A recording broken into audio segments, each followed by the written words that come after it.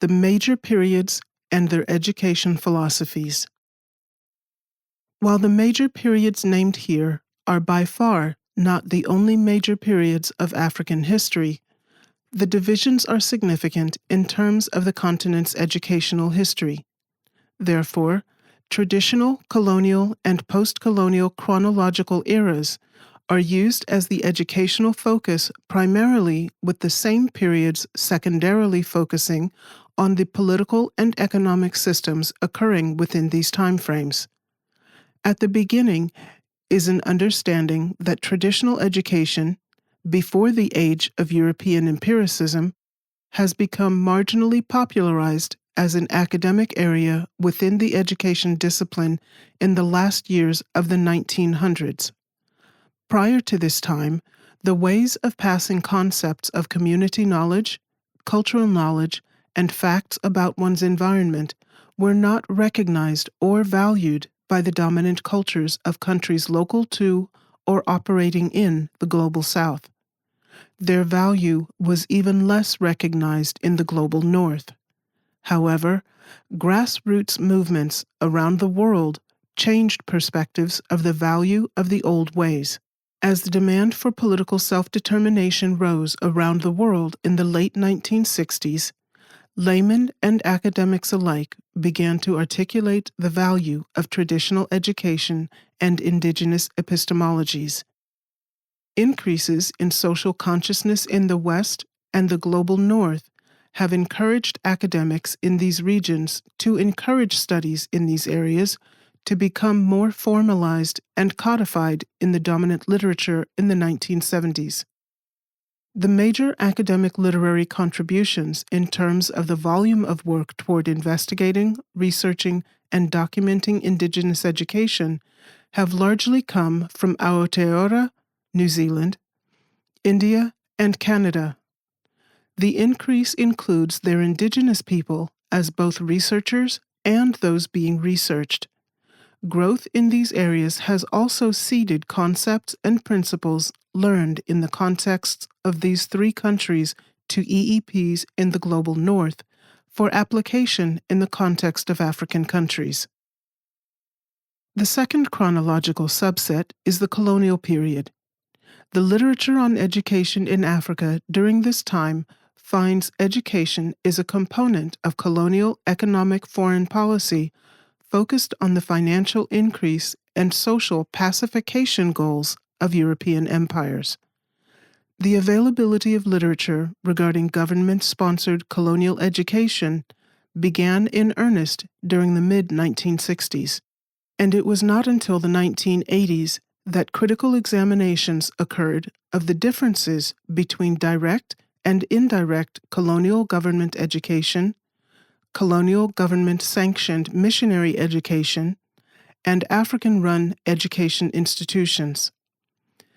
Efforts to examine the structures came as financial requirements, i.e., the decreasing money from European empires available to maintain colonies, necessitated structuring formal local education systems for maximum economic gains to the respective empire.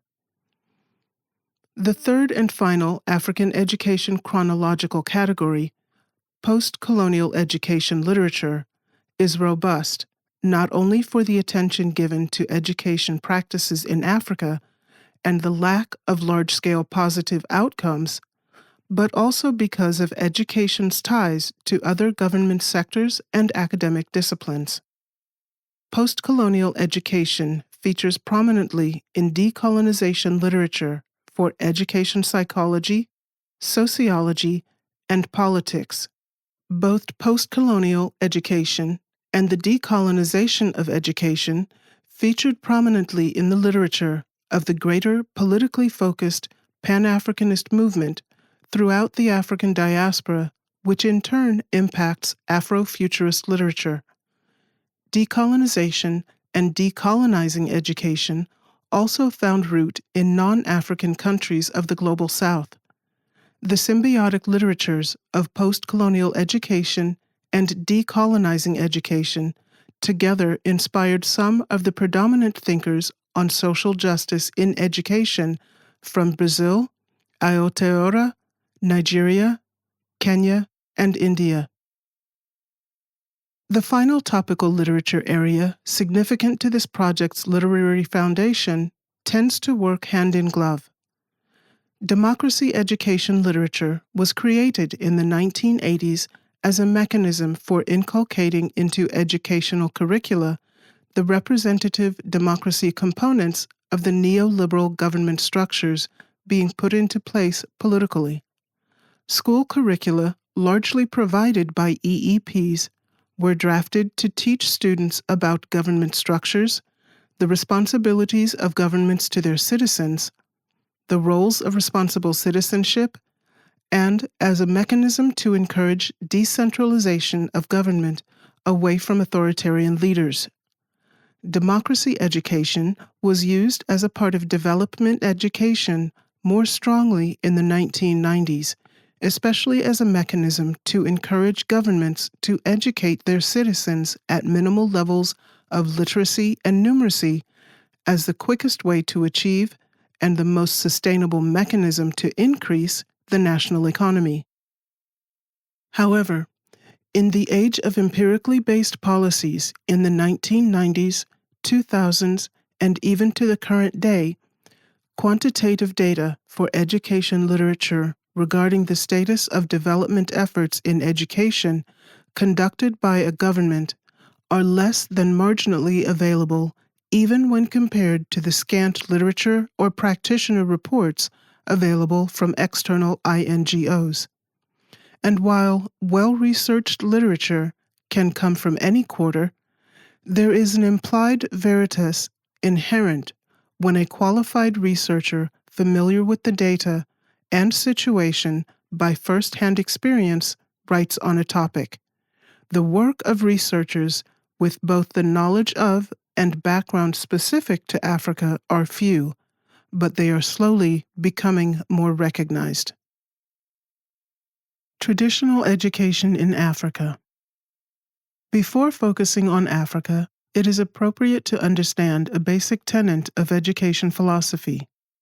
The purpose for education, arguably, is for a community to self-perpetuate.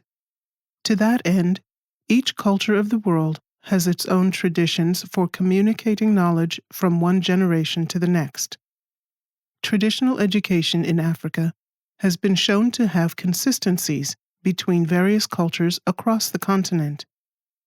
Beginning with education in the Pharaonic era of Kemet, or what is now generally known as the region around Egypt and Sudan, we can see indigenous practices of public education as far back as 2600 BCE, before the Common Era. Children entered priesthood schools which lasted for 40 years in preparation for further specializations in law, sciences, medicine, administration, letters, etc. Youths moved through stages in age group cohorts to instill character traits such as accountability, perseverance, morality, and courage. At the same time, they are learning skills such as farming, medicine, warfare, and knitting. The practice of holistic education developed the mind with facts, the spirit with the principles of community belief systems, and the body through the exercise of physical activity and discipline.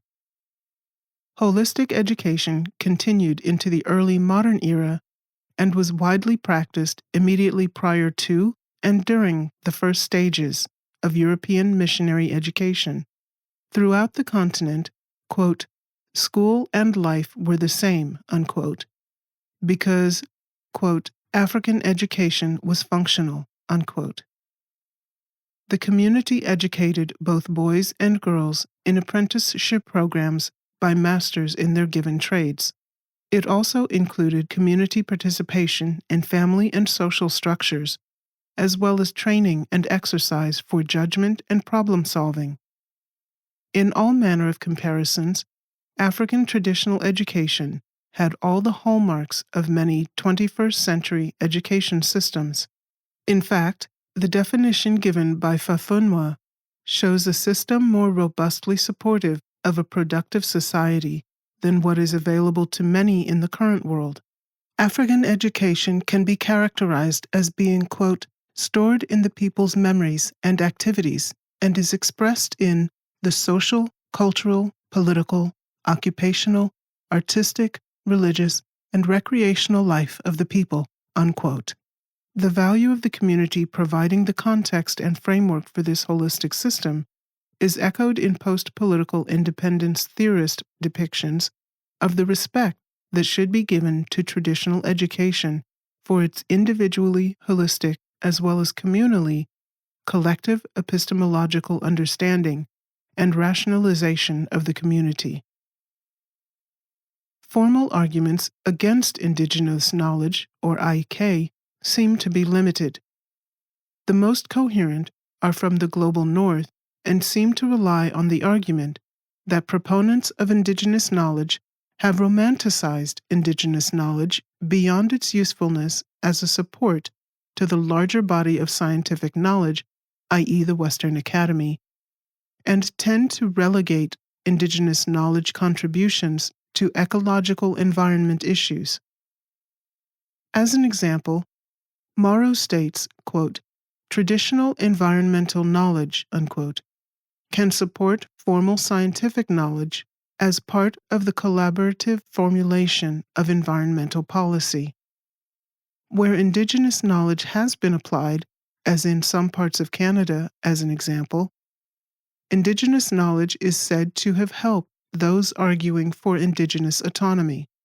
Further discussions about the relevance and importance of indigenous knowledge depict power struggles between populations and governments, with governments using westernized education as a tool to maintain power, with governments having rushed to the postmodernist epistemological conclusion that official knowledge was merely a reflection of power, that knowledge could be reduced to power, and that marginalized knowledge could be uncritically validated as suppressed forms of truth.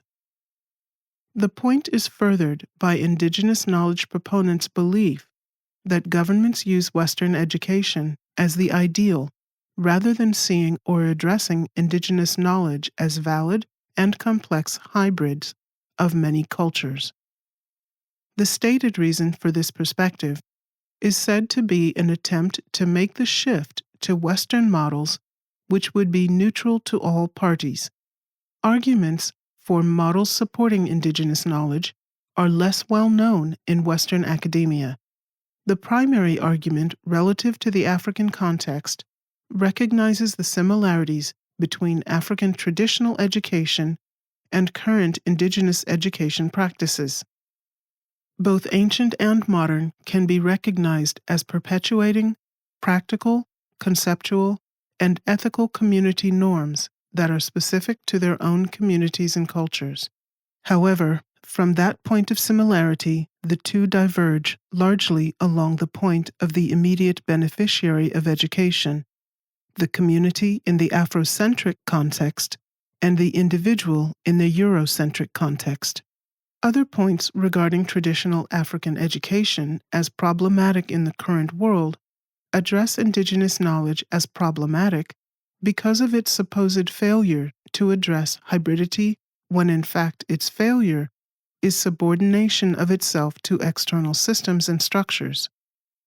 Indigenous knowledge supporters refuse to diminish indigenous knowledge in power and value as a local, holistic education and community system in the face of segmentation and external conceptualizations of student and learning to the point of separating man from environment, person from community, and brain from spirit.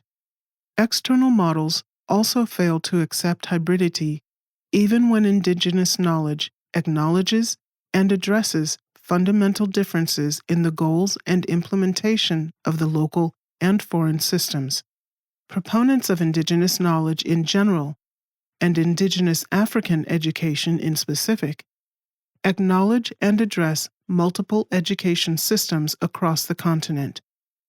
But the foundational principles of community benefit, holistic education, and community participation in the education system are found throughout.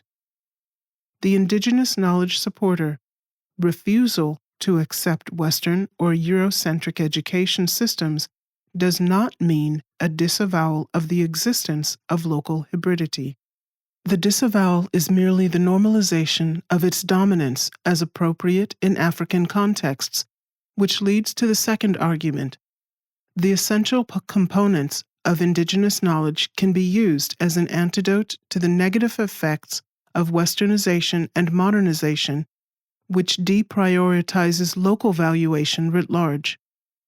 The argument oversimplifies African concerns for the Westernization of their culture and lives, as well as overlooking these very concerns expressed by politicians and scholars, that African youth are being deliberately taught to devalue and disrespect their traditions.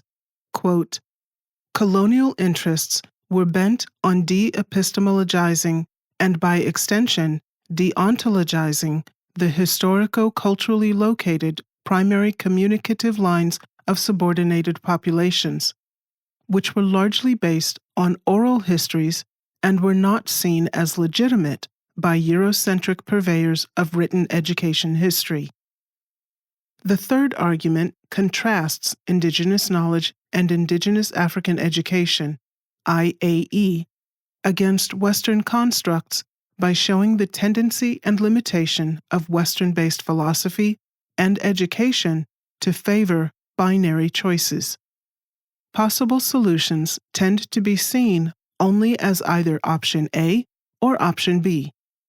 In the given example of the interaction of indigenous knowledge and formal Western agricultural science, Western education was the primary mechanism and indigenous knowledge was seen only as a supportive tool. IAE, as a system, would put indigenous knowledge and Western education on equal footing and advocate for contextually relevant, mutually beneficial outcomes appropriate for the global economy. In essence, the lack of a third argument in EEP philosophies denies the possibility to conceptualize modern African life, African concepts, and Western education in the mode of Kwame Nkrumah's conscientism, or intellectually revolutionizing Afrocentricity in the midst of Western modernism. Colonial education. Colonial education was nearly the antithesis of indigenous knowledge in concept and implementation. Colonial education was centered on power struggles of various forms between European governments, which used missionaries to propagate Christianity for government claims to African territory and African fights against both external forces encroaching on one hand and other African forces vying for power in newly established structures on the other. In the case of French colonization in French West Africa, mulattoes, children of mostly European men and mostly African women, were deliberately created and educated as part of French government foreign policy implemented by missionaries and government administrators to be of use in continuing colonial economic endeavors, including the slave trade. At some points, when missionaries began moving inland, the struggle was to get Africans of the more interior lands, who had little contact with Europeans and therefore had no need for European education, paid by the Europeanized Africans or by the French government representatives to encourage that African children should be educated in missionary schools. Many of these children were associated with, or the progeny of, French soldiers, which resulted in increasing the military's control over interior lands as soldiers moved with and to protect the missionaries. The practice also resulted in pitting African groups against each other, which was the genesis of much of the disparities between rural and urban education levels in Africa today. Part of the external entity and external-internal entity struggles could also be described as the religious scramble for Africa between European missionaries. As early as 1799, organizations such as the Clapham sect of the Church of England were formed to be the missionary arm of European churches and played a key role in the expansion of external government control of African territories. The Clapham Group formed the Church Missionary Society and began vying for converts against the British Wesleyan Methodist Missionary Society, the Presbyterian Church of Scotland, the Society of African Missions for the Catholic Church in France, and the Basel Missionaries, among others. The British thought they could convert Africans to Christian free trade capitalism and get them to accept the gains of integrating into the British system. Civilization through religious conversion, new social interactions, new economic structures, and gaining territorial dominance were the end goals toward which education played a key facilitating role. The religious scramble for Africa was formalized and further institutionalized by the 1885 political scramble for Africa. The missionary groups requested, and were predominantly successful in securing, support and protection from their home governments. Europeans granted each other permission to lay claim to lands their businesses and missionaries occupied. Then, each colonizing country developed education policies driven by the economic needs of the colonizer for the colony to be financially self-sufficient and to send money and goods back to Europe. The French education policy for each territory depended on what export France needed and the level of education that would facilitate that transaction. For colonies like what is now Côte d'Ivoire, which largely supplied agricultural products, the French education system and curriculum created only enough literacy, numeracy, and trade skills for a specific number of farmers, personal servants, and the lowest level of administrative clerks. However, in what is now Senegal, where the African population was used more for administrative work, the education levels were a bit higher. In very rare cases, a few children of elite Africans, normally those families with whom the French government wanted to ensure supportive policies among the African people, were permitted to go to school in France. The theory and written policy was that to educate the Africans more than what they would need for the purpose of the colony's productivity would be a waste of time, money, and resources, as well as being a source of frustration for the Africans and possibly fomenting rebellion against the French. The Portuguese had similar logic for the low levels of education in their African colonies. The African territories were not permitted to gain any type of education beyond the bare minimum needed to be functional in their dictated role. The Brazilian colony rebellion in 1822, led by educated Brazilians, proved their point. Indeed, the Portuguese Colonial Act of 1930 reinforced earlier policies by creating two education systems. The system for Africans was to, quote, prepare them for their future roles as peasants and artisans, unquote, and the system for Portuguese citizens who were living in the colonies, which mirrored the system in Portugal.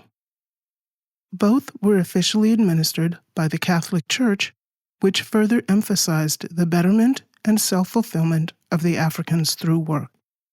The British perspective was slightly different. While holding to the idea that Africans were only meant to be laborers for Europeans, various legal documents were passed specifying exactly what education would be needed to achieve that goal. In 1842, the Royal Commission to West Africa report outlawed, quote, literary subjects, unquote, which would be any of the social sciences today. In 1887, Cecil Rhodes stated his policy that the main purpose of education for Africans was to be, quote, sufficient education to enable him to write his name, unquote, and to be a source of assistance to white men as laborers, which was appropriate for Africans in their role as a subject race. Further, in 1907, Britain's Ordinance No. 133 to train Africans for labor was met with such disfavor by the British expatriate community. One newspaper editorial in 1912 stated, quote, "I do not consider it right that we should educate the native in any way that will unfit him for service." Unquote. The Belgian and German colonies, though smaller in number and size than their British, Portuguese, and French counterparts, held largely the same views. Belgian territorial education emphasized primary and vocational education to the extent that the 30,000 students in education programs at the point of political independence in 1951, none qualified to attend university in Belgium. Germany similarly emphasized primary education and trade skills, so Africans could, quote, "fill a useful part of his environment," unquote, of service to Germans. Even the numbers of educated were limited to, quote, "avoid the present danger of a separate educated class in rivalry with the accepted rulers of the people," unquote, which referred to Germans and German-selected Africans. This may have been the reason for yet another struggle, and the reason why none of the colonial education systems, missionary or governments, were keen on decreasing or stopping school fees. The fees acted as yet another barrier to, and control of, the number of Africans educated. Very little is written in English about the struggle between Christian missionary educators and the Muslim communities in Africa. One notable exception discussed the issue in The Environment of the Sudan. Mr. Evelyn Baring, the first Earl of Cromer and British Governor of Egypt, created an agreement with the people in what is now Sudan and Egypt that missionaries would be allowed to build schools, but would not be allowed to proselytize as they had in the rest of Africa. The CMS was the leading organization that focused not only on breaking this agreement, but on creating a CMS school in Omdurman, the capital of the Sudan's modest state. After the school was created, the CMS began changing the curricula for all their schools to encourage proselytizing and conversion of Muslims to Christianity, despite the threat of death their students and their parents received. A small Christian intelligentsia was formed in the southern region of the country. CMS began to focus on a small ethnic group in the southern Nuba Mountains and over time successfully converted the majority of their group. Other, more directly political challenges between the Nuba and other groups in the region, including the focus of Western education in a bastardized form of Arabic to girl children, began what later became the Sudanese Civil War and begat the country of South Sudan. The final struggle of the colonial education period transferred into the post-colonial period. The very small percentage of educated Africans became an elite class differentiated from lesser educated Africans. These educated elites were also differentiated from Europeans, though they were said by the French, Portuguese, and Belgian colonial governments who deliberately created them to be adept at working in both worlds. In most cases, these Europeanized Africans fit in neither. They were called Africains déclassés in Francophone West Africa. From the perspective of some mulatto, mestizo, and déclassé, their education helped them harness the political desires of the African populations against the Europeans. Quote, "The elites translated what had been tribal and group resistance to the Europeans into nationalist resistance," unquote, including post-colonial education policy and later efforts towards decolonizing education. Post-colonial education. The late 1950s and early 1960s are deemed by many in Africa and those who study it to be the post-colonial era based on the formal and arguably nominal political independence granted to African countries by European empires. In a larger application, the term includes all of the 1960s and 1970s, by which point almost all African countries had been granted political independence and had their first few governing administrations in place. A few countries had functional education philosophies and education ministries with administrators. Most simply maintained the colonial education philosophies and structures, replacing the colonial education administrators with the few African elites, beneficiaries of the previous system who had more than basic literacy skills. During this time, the philosophies of Pan-Africanism played a large role in Africans building the educational institutions of a few countries. Pan-Africanism was the idea that African countries and her descendants throughout the diaspora should be unified, focused on the prioritization of Africa and its needs, and the divestiture of European countries from the affairs or prominence in Africa, Africans, and African ontologies, axiologies, and epistemologies. There was a drive to revive universal African cultures in place before the arrival of predominantly European external forces, with the idea that this would serve to unify all African people worldwide. In discussing the characterization of the post-colonial era of education, the typical definition used for most of the social sciences was a set of theories in philosophy, film, literature, and other social sciences that deal with the cultural legacy of colonial rule.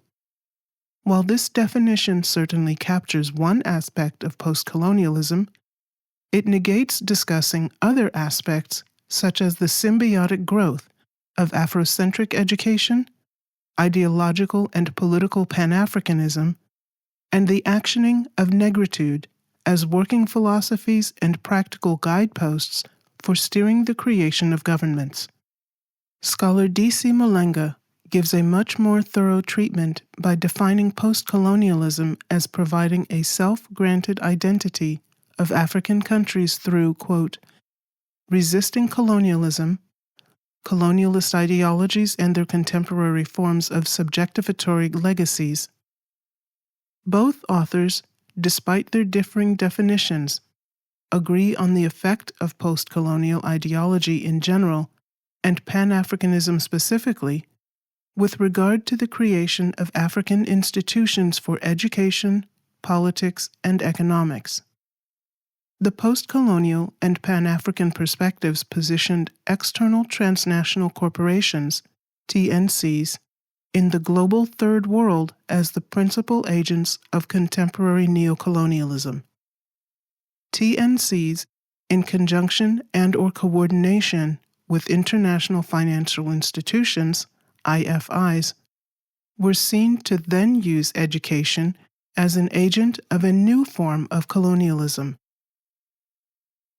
Education systems, just as in pre-colonial and colonial eras, was said to be used to support the post-colonial, post-socialist status quo instead of being used to increase individual, community, or national gains for human capital development.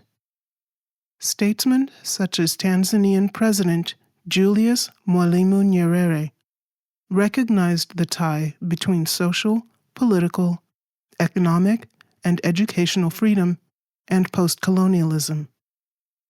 He believed that creating viable, African-focused societies was not possible without a decolonized education, especially for adults.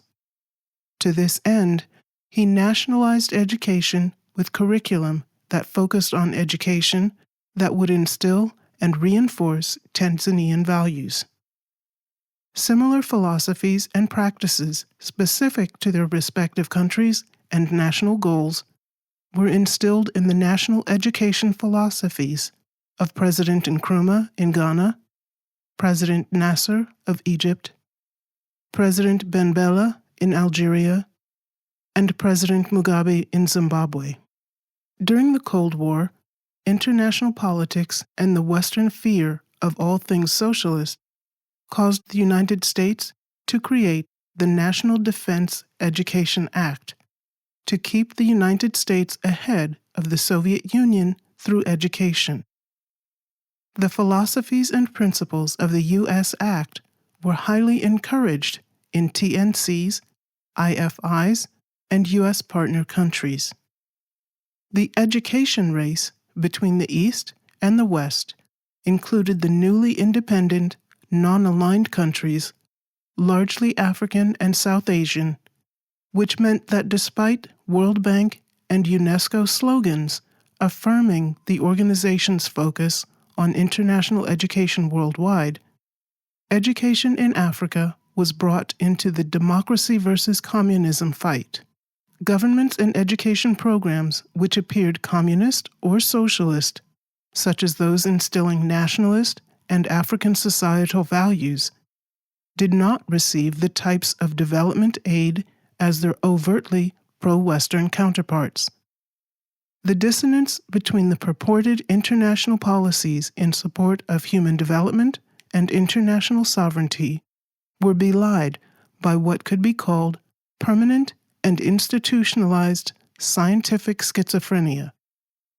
The dissonance also gave rise to African concerns of political entities enacting neo-colonialist and modern imperialist policies and practices using education and the funding of education as its implementation tools for post-colonial control. Arguments recognizing and naming external efforts as educational neocolonialism gained traction in the 1980s under authoritarian leaders like President Robert Mugabe. In Zimbabwe's post-political independence experience, education was both typical and atypical of the experience of several African countries. The new government in Harare embraced Afro-socialism, focused on the massification of formal schooling, and prioritized education funding by increasing its portion of the national budget from 4% to 22%, which resulted in one of the highest literacy rates in Southern Africa. However, Zimbabwe's centralized, politically socialist governance structure became financially unsupportable during the 1980s. External strategies for structural adjustment, prescribed by the International Monetary Fund, required cuts to educational services, especially secondary and tertiary education, and the decentralization of national education administration despite the significant deficit in education administration capability at levels below the national government. Those adjustments caused and opened the door for both inadvertent mismanagement of education administration outcomes as well as outright theft of education funds. Zimbabwe's experience was not atypical on the continent or in the world. Post-colonial, post-structural adjustment programs, SAPs or SAPs, and economic deterioration in the 1980s eroded the substantial education gains of the late 1960s and 1970s, especially in Africa. The steps backward fueled local and international arguments that SAPs were targeted social services writ large to recolonize the education systems of former colonies and re-establish dependencies on external Western entities. Patrick Del Mar used Ghanaian authors and cinematographers to show part of the educational recolonization was done by Africans to themselves because of both the path-dependent administrative structure as well as the curriculum adopted by education ministries in the immediate post-colonial era. As several authors noted, the primary, secondary, and tertiary levels of school, testing for advancement between levels and curricular philosophy that West is best, used during the colonial era, were largely left in place. African elites were still the largest beneficiaries of education. However, significant numbers of the rest of the population were getting introduced to formal schooling, even though only at the remedial and primary levels. With the help of IFIs and TNCs, several countries were increasing propagation of non-Afrocentric education to large portions of the African populations. African culture and respect for indigenous epistemologies and ontologies, which had largely been quashed during colonization, were nearly non-existent. Decolonizing education philosophies. Decolonization has much more conceptual complexity than simply the exit of colonizing imperial governments. David Gardinier, in his 1967 article defining decolonization, stated that it was essentially a political phenomenon soon extended in meaning to include all elements incurred in the colonial experience, whether political, economic, cultural, or psychological.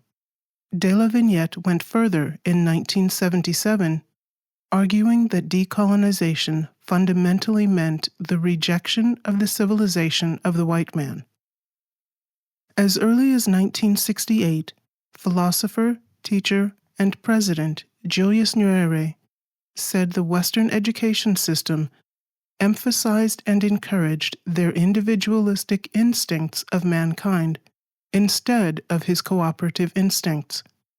Colonial education in this country, Tanzania, was therefore not transmitting the values and knowledge of Tanzanian society from one generation to the next.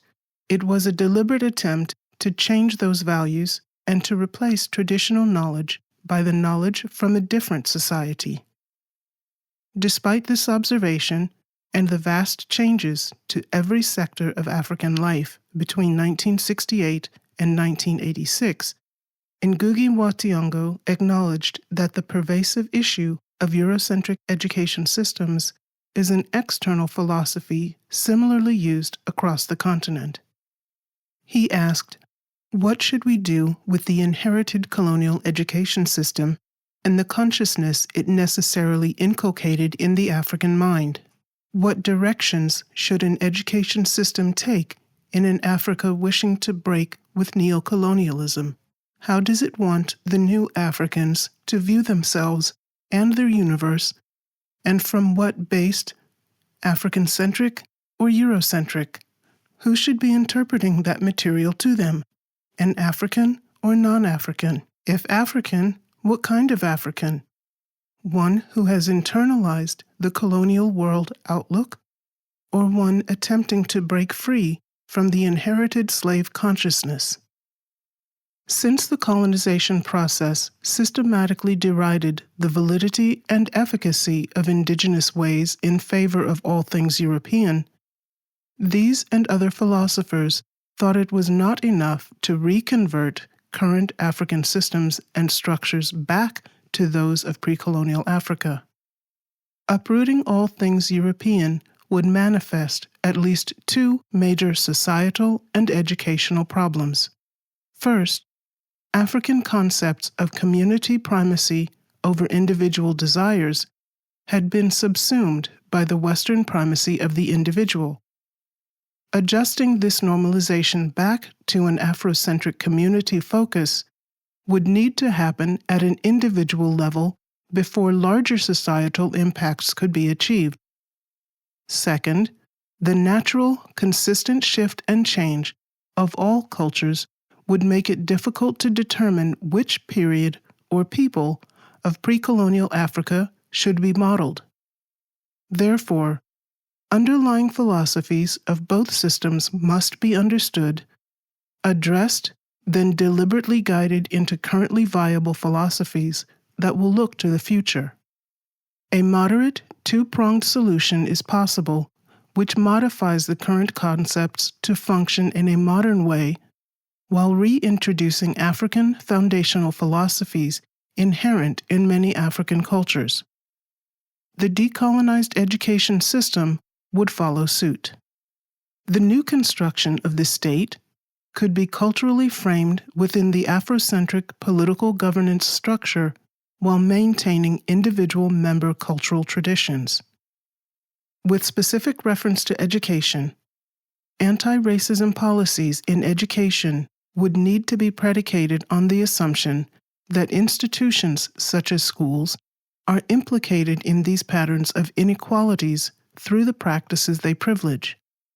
Otherwise, educational policies designed to bring about greater social justice are unlikely to be effective. System construction or reconstruction principles were sought in both academic research and practitioner reports from around the world for the present research and book. One of a very few texts available on restructuring national education systems provides discussions of restructuring from a financial and operational standpoint in Australia in 1970s and 1980s. Despite some seeming parallels to the African context, there are several considerations which make the writings found unsuitable for use in the African context. First, although the education and political systems under discussion are those of settler colonists, the ideas grounding the restructuring do not discuss considerations for the indigenous people who are largely in separate educational systems. Second, the restructure concepts remained largely unchanged, i.e., the education foundation, axiologies, and epistemologies are Eurocentric and largely remain unchanged from the original versions. Third, indigenous ways regarding education, i.e., philosophies, practices, epistemologies, and ontologies, were not discussed. Fourth, the authors discuss the marketization or commodification of education as being within the self-interest of parents to get the best education possible for their individual child and for the school principals as the singular authoritarian in the local education structure to be able to continue students' viability in the marketplace. This point shows the Eurocentric aspects of human capital development motivation for changing education systems is similar between First Nations people in Australia and Africa, and neither considers cultural self-perpetuation. That is not to say cultural and community values are mutually exclusive to market viability, but it is said to highlight the lack of consideration for one in the face of the other.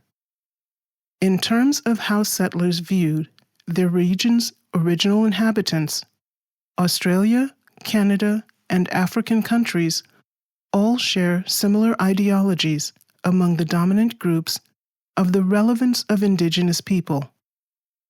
The perspectives are inculcated into government and education policies for the original people of each of the geographic spaces. In many cases, data for and about Indigenous people are closely aligned with data for and about rural communities for reasons of how resource access is geographically proximate to seats of political power. The relationship between settler Canadians and First Nations people can be seen as unethical, in part because the dominant Canadian nationality fails to support the organic continuance of Indigenous ways. It seeks to eliminate them. These tactics were similar to those used in Africa, i.e., eliminating African epistemologies by separating, discrediting, and devaluing African people, as well as the African geographic space. European philosophers such as Locke, Hegel, Voltaire, Hobbes, and Marx, often considered pillars of social and political thought in the West, whose ideas constructed many of the foundational elements of current governments, called Africa uninteresting from the point of view of its own history, and consistently called its people savages and barbarians. This mindset left no room to consider African traditional systems of learning as viable. A logical counter to this dominant mindset would be a deliberate deconstructing of all aspects of colonization and the very mechanisms and characteristics on which the colonial concept was built. The indigenous people would identify the needs of their own communities, where colonists deliberately misidentified them. A communal promise of benefit akin to Western notions of Locke's social contract would be the goal of education instead of the individualistic or elitist cohort for personal benefit advocated by Europeans. Just as the points of colonizing were achieved via the destruction of the continent's indigenous forms of education and social development, advocates of educational decolonization encourage rebuilding the continent via education systems which do the exact opposite. In Decolonizing Methodologies, Linda Tuhawe Smith provides broad decolonizing steps particular to Aotearoa, i.e. New Zealand. In notable contrast to Taylor's work, Smith's principles are appropriately applicable in the context of any formerly colonized people. The steps are based in large measure on the political philosophies of M. Césaire, Frantz Fanon, Ngugi wa Thiong'o, and Paulo Freire. In encouraging the colonial Maori back over the line, i.e. a return to their philosophical native home, three things must occur. Proving intellectuals have assimilated into the culture of the occupying power, the intellectuals must remember who they actually are, and they must seek to awaken the people, which prioritizes acquisition of knowledge for the betterment of their community. Maori communities used the post-1980s economic, civil, and cultural upheavals which occurred in and to Aotearoa in a similar fashion as African countries initiated an educational revolution both inside and outside the formal government education system. Maori initiatives saw the creation of Maori language immersion schools and programs from early childhood to tertiary education, as well as vocational and technical training. Tribal degree-granting institutions were authorized for development outside the stated education system per the Education Amendment Act of 1989. The government attempted to reintegrate the Maori agitators/advocates away from their new Te Kohanga Reoa system. However, in the face of the government's narrative that the Maori were responsible for their own position, Mason Dury conceptualized 3 points around which the Maori could rally, which are similar to immediately post-political independent Pan-Africanist concepts to encourage unity: live as Maori, being a citizen of the world, in Maori well-being and good health. The pedagogy of decolonization is then framed from the moment Native or Indigenous people come to know their past from their perspective. Decolonization pedagogy questions and analyzes how we were colonized, what it has meant in terms of our immediate past, and what it means for our present and future. Analysis of Aotearoa's election violence in 2007 by decolonization philosopher Gatimu found the causes were not ethnically based, as stated in the media. Aside from the tribes blaming each other instead of the educational and political divide and conquer system, which is largely responsible for their rifts, the primary cause was found to be the two-part destruction of state governments, i.e., the deliberate individualization within neoliberalism and the commensurate determinant of its policies toward foundational indigenous communal values. The second point was the undercutting of national governments by external, internationally governed bodies. Gatimu's arguments are one of the only academic resources which link decolonization, education, and political or social violence. These are causal factors which are also at play in the African context and elsewhere, making his arguments applicable to EIEC.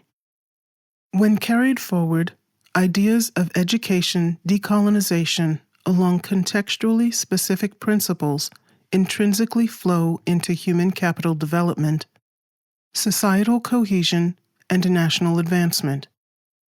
The primacy of decolonization, especially as a mechanism for deliberate self-determination, factors heavily into the educational and social, economic, and governance futures of African states and Africa as a whole. However, decolonization as a goal for education still focuses on colonization as a hierarchical windmill at which African systems seemingly must tilt for their future. Togolese futurist Sami Chak asks, when are we going to stop using other people's past to create our own future? Discussion of the future of education is limited if De Souza Santos's idea for the Global South constructing its own ideas and systems are correct. Working from Fanon's divide between ESD and NESD power along what De Souza Santos calls the abyssal line, which is inextricably tied to economic, social, and political futures, as long as abyssally defined exclusion persists, no really progressive post-capitalist alternative is possible. The recommended remedy calls for re-establishing the paradigms of domination that currently exist. If, on the other hand, the abyssal line can be surmounted or bridged to overcome abyssal exclusion, other futures for African educational and epistemological agency are possible. However, the changes needed for both educational and economic human development, as well as self-determination, require examination of several considerations. Changes should go beyond replacing European languages with African language, as it is currently being considered in micro-pockets of mother tongue language implementation within EEP-maintained structures, systems, and concepts. A reconstruction project away from the myths of the West about Africa, founded on and featuring Afrocentricity, and moving participants toward holistic education and community governance of that education towards holistic governance for the community, requires reconceptualizing the social sciences using, as an example, a plurality of academic disciplines such as economic anthropology, and moving away from the present limitations to African education the social sciences were designed to be. Realignment of hard sciences, social sciences, inclusion of the present and future digital age would be combined toward economies of traditional African societies which are marked by the fact that the production, distribution, and possession of goods was regulated by social ethics, the goal of which was to guarantee everyone's livelihood through the redistribution of resources and the right of each member of the community to receive help from the whole of society if the need arose. Chief among the requirements to enact this goal is to delete or at least reprioritize the hierarchy of knowledge.